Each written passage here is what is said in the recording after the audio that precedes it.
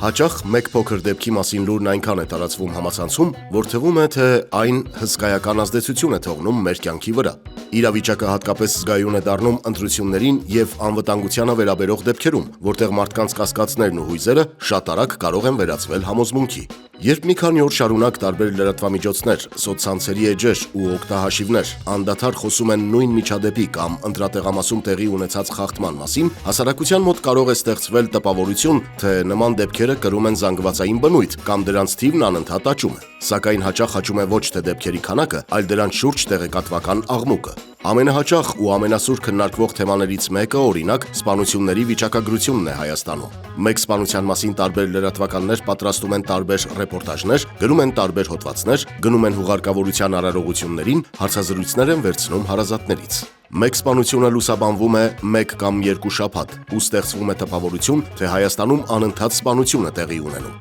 Իրական թվերը ցույց են տալիս, որ վերջին 25 տարում սպանությունների պատկերը միշտ կայուն է եղել, եւ ցուցանիշը ընդհանուր առմամբ պահպանվել է նույն մակարդակի վրա։ Նույն պատկերը տեսնում ենք նաև թմրանյութերի թեմայի առնչությամբ։ Քանի դեռ մամուլը լցվում է այս կամ այն դպրոցում թմրանյութերի մասին ահազանգերով, դրանցից եւ ոչ մեկը չի հաստատվում ոստիկանության ստուգումների արդյունքում։